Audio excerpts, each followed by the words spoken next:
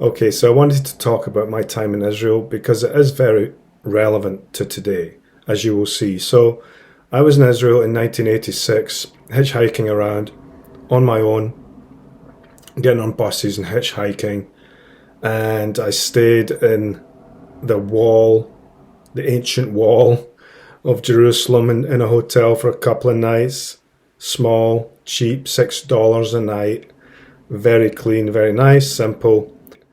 And then I was traveling around to the Dead Sea, went to the place where the Dead Sea Scrolls were found, all that kind of thing. I slept alone on top of the Masada, if you know what that is. So there's a whole history to that, if you want to look it up.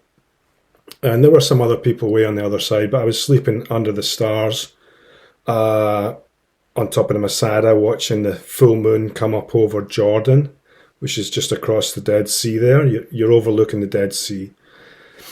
Full moon comes up, and then I didn't sleep much, but I guess I was a bit freaked out by the idea that so many people had apparently died there and even committed suicide, according to some of aspects of the historical record, as far as I knew it, right? So I'm like, oh my God, all these people committed suicide here. I think I was a bit freaked out by that idea. Right where I was lying 2,000 years ago, right? Whatever it was. But so I didn't sleep that much. And also I wasn't used to just sleeping under the stars on my own in a country I'd never been to, a place I'd never been. And I hitchhiked, got buses and hitchhiked. I hitchhiked from Jericho to the Sea of Galilee through the middle of the night on my own. And that was kind of crazy if you think about it. That was the era that hostages were being taken. I'm not sure if they were being taken in Palestine then. I don't think so. The West Bank, as it's called. It was called the West Bank back then. So there were hostages in just across the border in other countries being taken, and it was all the news, big news back then. The hostage taking. But I was hitchhiking middle of the night through what is now Palestine, the West Bank. So it was all one country back then. And, I had a great time. I got lifts or rides. I live in America, so I got rides from every religion. And everyone talked to me, and I got an idea of what it was like. And the main thing, my takeaway was, well, there's tensions, and it's not exactly fair and balanced, but where is? And you tell me where. I live in America. We get reports all the time about, well, should you have to show a driver's license when you vote and things like that, because that excludes certain people or whatever it is. There's always these stories every election about minorities being excluded from elections. And certainly the culture itself and the society in America is very oppressive to certain groups, no doubt about it. It's systemic, built into the system, and that's the same in Israel. Back then it was, but you had a lot of hope back then for Israel. It was hopeful. Everybody was living in one country. There were no walls. There were no fences around Palestine and all that. And then you just thought, well, it's hopeful. It's not perfect by any means, but it will get better and better over time. But now it's been split up into these regions, which I don't agree with. I support the Israel of 1986. Without any fences or borders, and all just one big country. That can never happen now. That's never going to happen, but that's the only Israel that I support, right? And so I felt it was more hopeful at that time.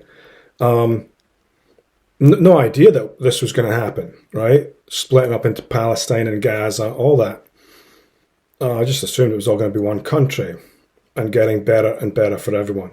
In hindsight, it's just obvious to me that the name is too sectarian. If you want to have a democracy, and in 1986 moving more and more towards a kind of a democracy and fairness for everyone, which was the sort of general view that would happen over time, you got to change the name. It's too sectarian. It really is a very sectarian name. I don't know any other country that has such a sectarian name. It puts people off, so the Palestinians living there, It's like saying you're under our rule. It's not right. That has to change. It never will, without a lot of a massive amount of time and massive changes. But that was the Israel that I supported, and still I support today. I don't support the current Israel.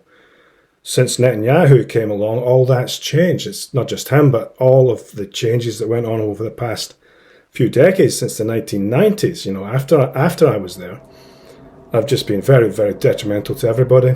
And so that's why you're in this situation.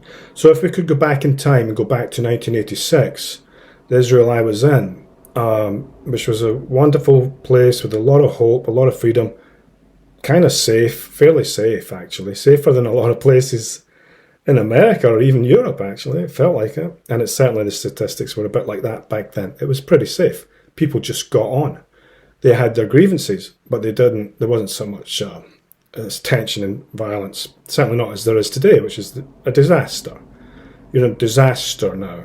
It looks like a failed state to me now.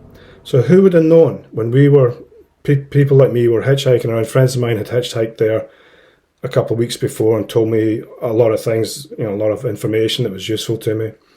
I meditated inside the Dome of the Rock, as it was called, or is called, the dome there, the famous one. Went to the Wailing Wall. There were people, soldiers walking around with machine guns. That was a bit off-putting, but you see that in a lot of countries. Same when I went to Russia in 1985. At the airport, that was a bit off-putting. But you get that here in America now, so it's just normal. So, as a British person, I was not used to that. So, that was an Israel that I loved. Very hopeful. Amazing, amazing experience. It had such an impact on me for life. A very short visit. I was living in Cyprus at the time. Got the boat from Cyprus to Haifa.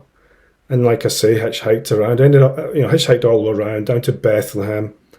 And outside the city there was a marketplace, and I watched the Bedouin come in from the desert on camels. So I don't suppose it's like that today. It's probably coming in on jeeps or something, if that market's still there. And then, I went up to Sea of Galilee. It was an amazing place. I'm hiking around there near the Golan Heights. I'm not sure if I was crossing a border or not. I don't think so. But, I had hardly any money left. I was able to stay in a little hostel there, youth hostel kind of thing. $6 a night again. Nice, good people. And I just walked around on my own a lot around the Sea of Galilee. Looked at the ruins and an ancient Greek ruins that you could see up on some hills near there. Ancient Greek palaces. Granite, solid granite, polished ruins of pillars from some ancient Greek temple. I believe it was Greek. Red granite sort of colour, seemed like. So just forgotten, basically. It's still there. You can go visit, but it's not even a tourist attraction. It's just some ruins from 2,000 years ago, 3,000 years ago, probably, right? I think they were Greek. Maybe they were Roman, but the Greeks were there as well. For some reason, I think they're Greek. Maybe I'm wrong. It could be Roman. So, those the ancient granite just sitting there, polished, remains of columns up there in the hills around Sea of Galilee. So many stories I could tell about that. Wonderful time, but that's not where we're at now. And the reason I'm saying it is because I'd experienced what Israel could have been.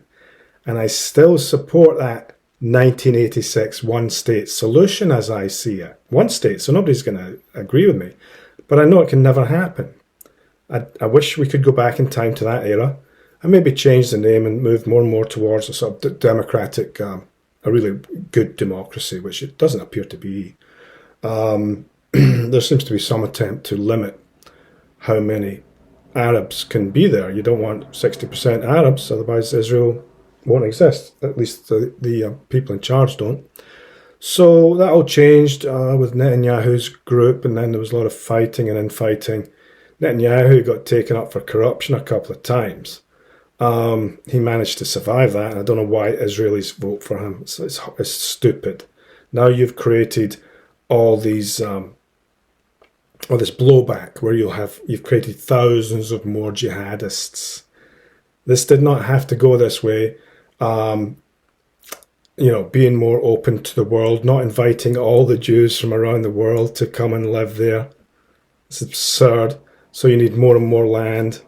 And, it's just a lot. I've talked about this a lot in other videos, but this is about my trip there. And the reason I'm talking about it is because that was a hopeful time. And we should have stayed in that era, the 1980s, Israel, where you literally had peace. And the whole country is one country, relatively prosperous. I think some Arabic or Palestinian cities were a bit oppressed, from what I was hearing from this school teacher who gave me a lift through Palestine, or the West Bank at the time, in the middle of the night. And he was saying, well, the electricity gets cut off to this city up in I think it was in the north, sort of eastern part, not totally north. Not as far as Sea of Galilee. It might be Nablus or something like that. I'm not sure, but he was saying that they get their water and electricity cut off on a regular basis. He was just basically describing a sort of a version of apartheid, right? So that's what I heard when I was there. But it was a lot better. Everything was much better. Of course, I've got this white privilege, so that helps when you're hitchhiking around. It seemed really good to me. But talking to people, there was tensions and oppression. At that time was even borderline apartheid. It just was.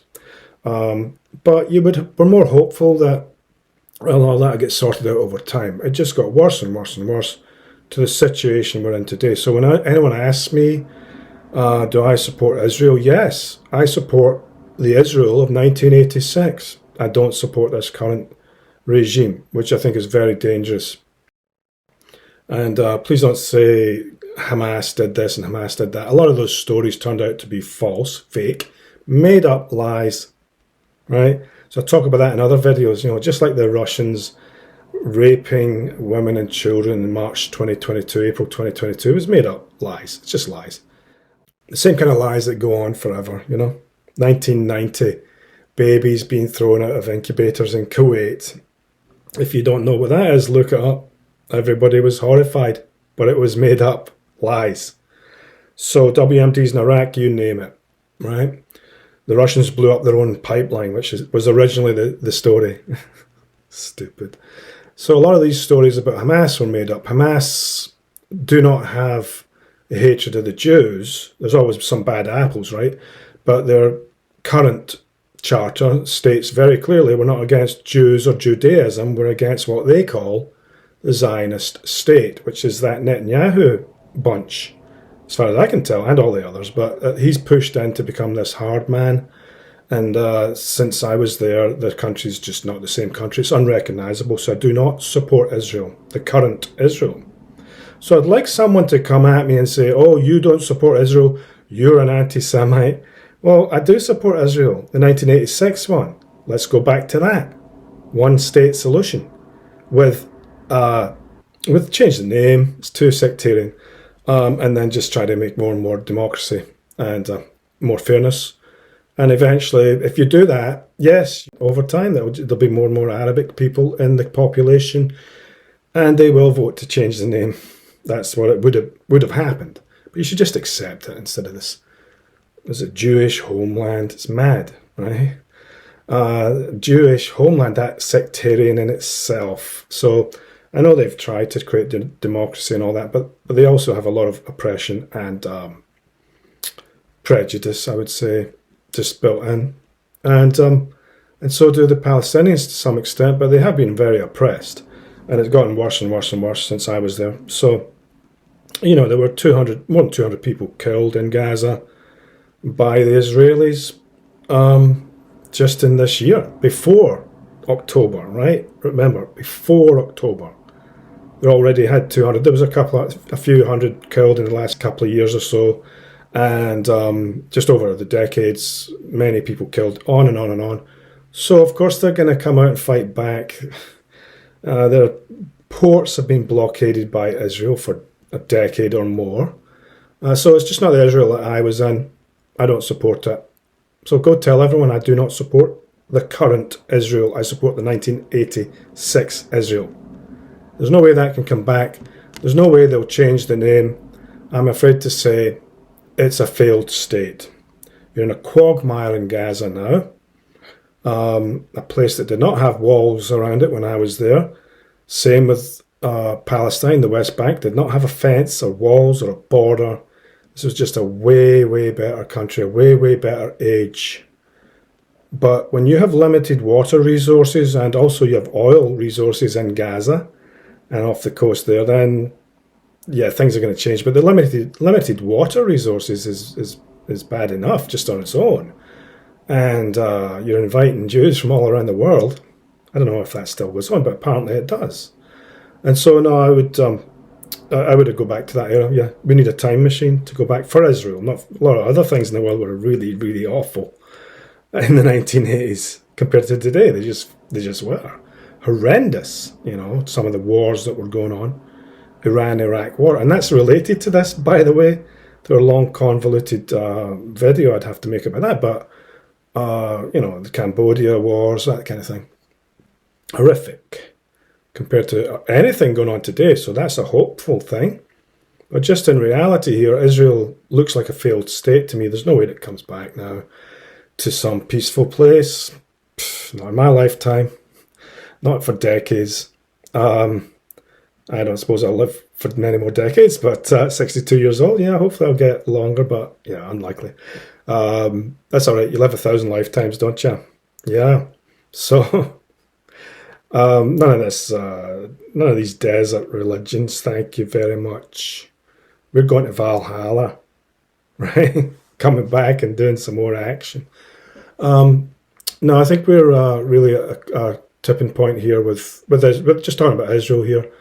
With the oil in Gaza, the gas off the coast there, the US military needs to plan its oil and gas resources decades ahead.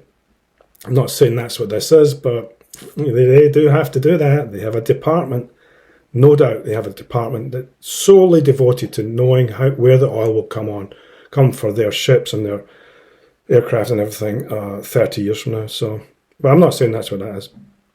There certainly could be some motivation towards somebody, corporations or something, getting oil, gas. But other than that, it's just a sectarian fight among Semites, because they're all Semites, all Abrahamists. You know, and when I was there, they had their tensions, but I thought, you're all the same. You're all the same people. Just calm down. That's easy for me to say, but I grew up in Scotland. I lived in the USA. I've just been so lucky in that regard. But yeah, they're all Semites. I just see it as Semites versus Semites now.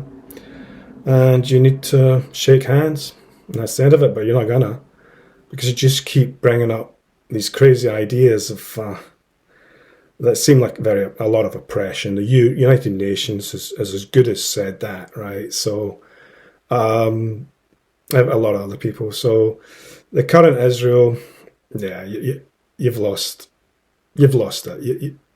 It's a failed state. It doesn't come out of this quagmire. And of course, they could take over northern Gaza for the purpose of the gas. That's possibly why they're there. Who knows? But if you're doing it for the reasons you say you're doing it, it's a quagmire, and you will not come out of it. And if you take over northern Gaza for the oil and everything, well, everyone knows what you went for. I don't suppose anything bad will happen, though. Yeah, the most powerful militaries get to do what they want, at least in small portions like that. But it will all come back to haunt you with the thousands of jihadists, new jihadists that you've created by killing 10,000 or more people in Gaza just within a month or a few weeks. So that's it. It's just sad to see the Israel that I was in completely gone. I wish we could go back to one country, in 1986, moving towards a better country. It's not going to happen. I'm not naive. And of course, you'll have to change the name. You will have to change the name eventually. There's no way out of that. Unless you really do become an extremist fascist country. That's the only way. And so, very, very authoritarian and fascist. I don't think that'll happen. I just don't think it'll go that far. So over time, the name will eventually be changed because it's a democracy and people will say, no, we should change the name. So you might as well just get on with it, is what I'm saying. Change the name. It's probably too late, too much tension now. But yeah, change the name and apologise. It's naive. It's never going to happen. So good luck, Israel. It's not the Israel I knew. Things will get better for other reasons I could explain in other videos. It should sort itself out over time. But what's happening right now is horrendous. Does not bear any resemblance to the Israel that I went to. It's a different universe. I can't express that enough. It's just what. Anyway, I don't know what world we're living in now. They've gone mad. Everyone's gone mad. Mass hysteria over every topic, and tribalism and biting at each other. Well, follow my channel, follow my pages to understand all that and where that's leading and what the solutions are and how to understand it properly. All right. So that's that. Take me back to 1986 Israel. Beautiful time, beautiful people, all sides, beautiful country, hopeful, but it's not going to happen now. Sorry. No point in being naive. Okay. Bye.